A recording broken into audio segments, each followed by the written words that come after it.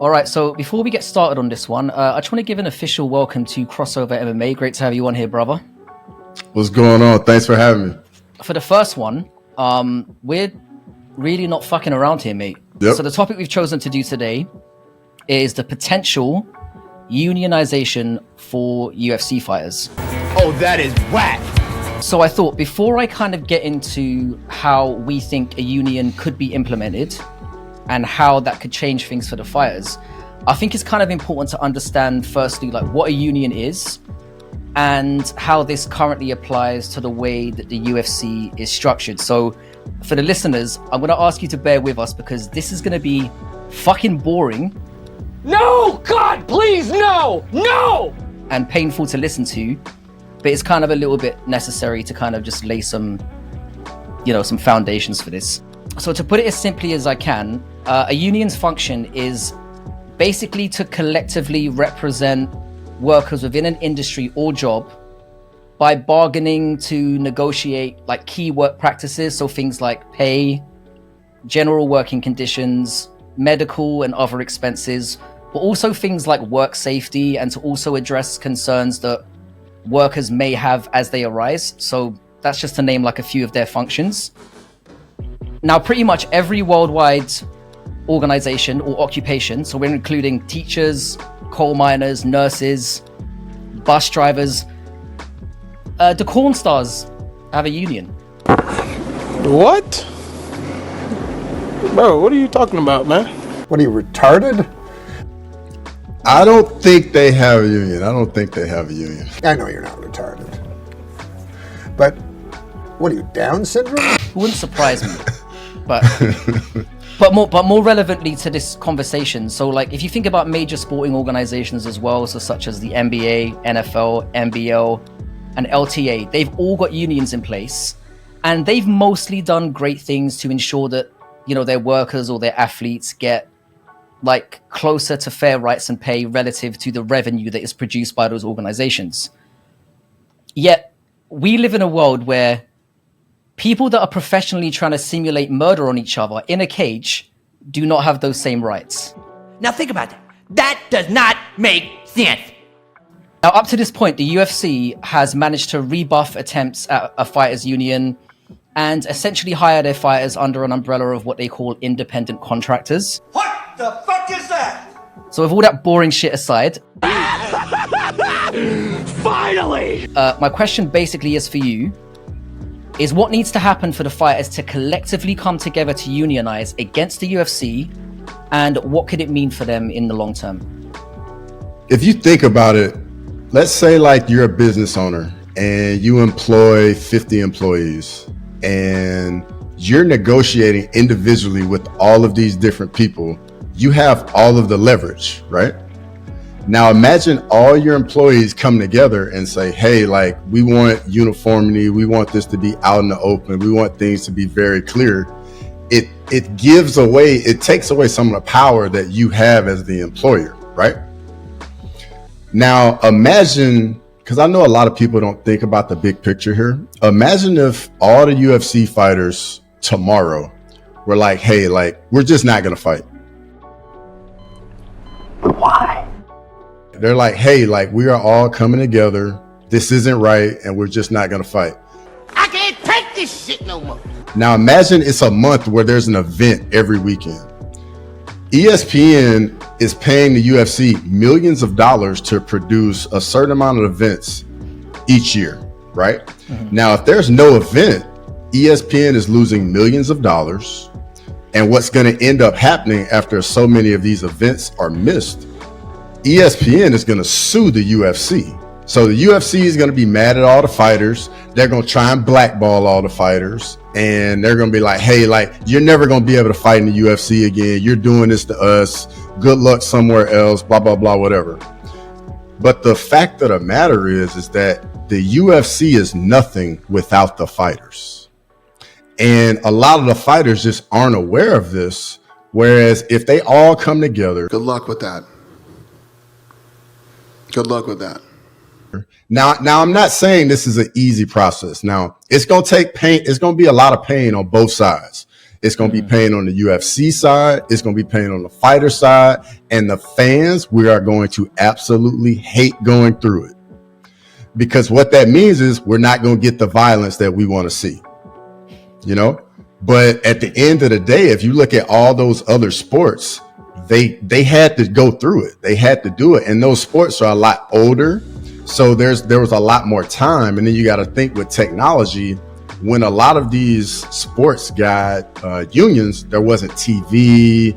The access to it wasn't quite the same. So it didn't really hurt or sting the public as much. Yeah. With the way it is present day, this message can get out a lot quicker. The money is much more substantial. But in the end, it's gonna take. I think what it would take is you're gonna have all the fighters come together. A lot of the big name guys, they're gonna have to start pooling money in a pot. Say what? So when guys aren't fighting, they're not getting paid. Like you have a way to like help this guy out here with his bills, make ends meet. You gotta try and figure out a way to keep guys keep their head above water in a sense, because it's gonna be tough. For sure.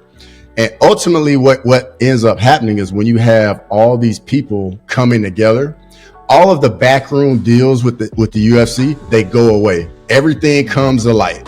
And it makes the negotiating process, and like, you know, a lot of times, like we the fans, we speculate what's going on behind closed doors. Does this guy really want the fight, or he wasn't being offered this amount of money? But when it's all out in the open and there are parameters on it, it takes all the speculation out and the guesswork out, and ultimately the fighters can get a larger percentage of the revenue.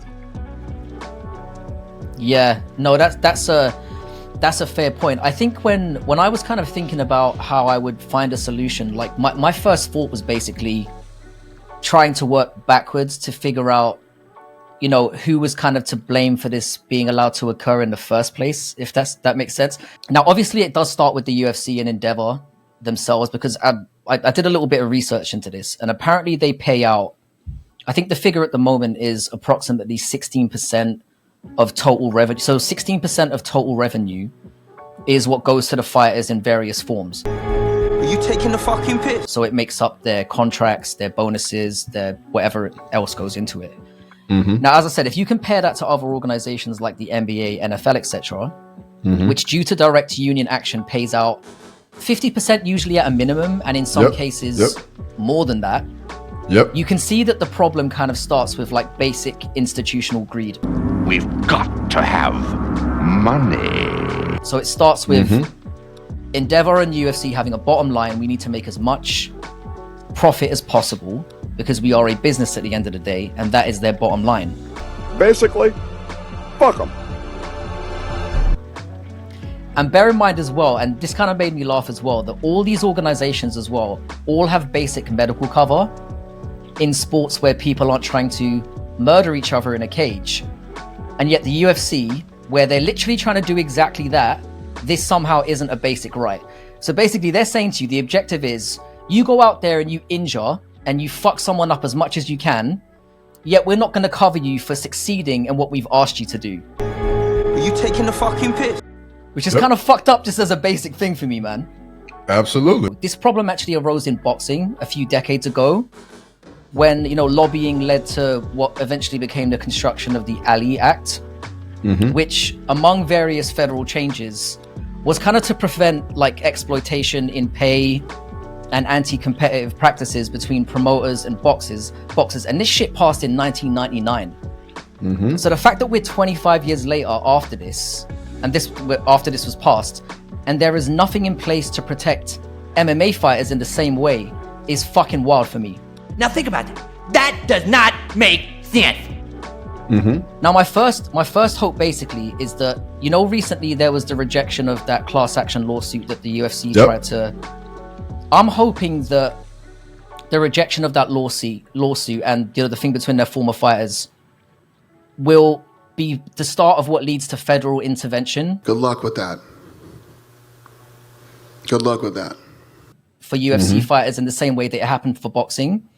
So for me, the first solution has to happen at federal level, where fighters basically need legislative protection, and maybe the class action lawsuit still being unresolved can potentially lead to that, because we don't know if it's money, like a lowball offer, that's prevented this from happening, or if whoever's looking at this federally is saying, hang on a second, it resolves what's happening for previous fighters, but it doesn't do anything for the fighters that are moving forward. Basically, fuck them. And that could potentially be something. Time will tell. I'm a little bit skeptical about that. But the final hurdle, and this is a major one, is as you alluded to earlier, unlike other major sports where athletes are kind of, they're part of the same league and they're under the same banner, whereas in the UFC, it's kind of made up of thousands of fighters across the world. And as TJ Dillashaw succinctly put it, 25. And that's your problem. I'm doing this for myself. This is a selfish sport. I'm going out there and I'm winning for myself. I'm going to be the greatest. Which is the major reason why previous attempts at unionization have gone tits up. Because they can't get people to band together and say they're willing to take the risk. They're afraid to unionize because they, as you said as well, they're afraid of being frozen out by the UFC. And their opportunities being given to others who are regional fighters, whatever, who will be willing to step in and take that money. But this got me thinking, it's like, when you think about it, 90% of the fighters that train or operate at about 15 to 20 major MMA gyms across the world. So you've got your AKAs, your AT&Ts, etc. So my final immediate solution is that instead of trying to get thousands of individuals to collectively come together, the simpler solution would be to get the gyms to come together. Good luck with that. To form the basis of a union. So imagine if all the heads of the gyms came together and said to the UFC, look, our fighters aren't getting an equal share of the revenue. They're not getting medical protection. And if we all agreed that there's things that the UFC need to adhere to, as you said, the UFC would lose revenue, their deal with ESPN would be in instant danger, and they would instantly lose access to exploiting the majority of its roster, because the majority of the roster is under the banner of these 15, 20 gyms. There's probably 10, 15% of those that are outside of those gyms. But if you can get the major gyms to band together, it would force things to change. And as you mentioned, the fighters don't have the knowledge. Uh-oh, retard alert! They don't have the balls to do it. So it could be down to the gym heads getting together to work together to force things to change. And once things are in place, as we talked about as well, the long-term gains for fighters it could be unprecedented in terms of higher basic pay, medical testing, travel coverage, a greater percentage of the revenue that is afforded in basically every other sport. So instead of 13% or 14%, they have 15%, 50% to cover all those losses. But I think without those legislative changes, which are unlikely in the current climate, and the gyms coming together to collectively protect and forge better working conditions, we're going to continue to see fighters ending their careers as broke as they started and unable to recognize their kids as they rock back and forth in a nursing home at 50 years old when CTE kicks in. And that's kind of where we're at with it. Yeah, and it's very unfortunate because, I mean, the fighters, they have to look at it like what we're doing today is going to benefit the fighters of tomorrow. And I mean, that's just the reality of it. Like, the guys today are going to have to sweat it out. They're going to have to go through some things. And if you look at those other sports, like, they've had strikes in other organizations where guys did not play, and they ended up getting progress and getting what they want. And ultimately, what I think the reason why it's so tough in this sport is that so many of these people are struggling financially so much that there are guys out there that are willing to take whatever they can get. You know what I mean? And unfortunately, the UFC is using that to their advantage, because ultimately, like, when people have power, nobody wants to willingly give away power. Like, the UFC is not just going to wake up one day, Dana, Hunter, everybody, like, you know what? Let's go ahead and just start paying these guys more money. You don't say. Let's just be the nice guy. No, that's not how it works. Never gonna happen. Like, no. Dana and these guys are all about holding on to as much power for as long as they possibly can and making more and more money. Very few fighters get out of the sport when they finish and they say, I've got enough money to live on for the rest of my life. Yeah. It's probably less than 0.5%. Yeah, But if you I don't think doubt that for people a are going second. in there, they're risking their long-term health. They are fucking each other up for money. And they don't get to the end of the sport and be like, right, I can relax now. It's fucked up. And the UFC is making fourth, and they continue to make more and more. We get to see Dana White come out every week and say this, and he's rubbing it in everyone's faces. We broke the gate receipt record for this arena. All right, guys. The attendance tonight was 17,907, sold out. Highest attended UFC event in UK history. A few moments later. You know, every time you get on a press conference, the fighters manage to get you to up the bonuses. I'm not doing this again. Ever. And we get to listen to him sitting there and bald-faced tell us both things at the same time. This is the UFC fighters not having a union is essentially at the root of every single problem that the fighters have that lead back to poor working conditions and poor monetary conditions. It all leads back to that. The fighters don't realize what collective power they have if they all come together and say, do you know what? That if you don't let us fuck this asshole, I'm not doing this again. Ever.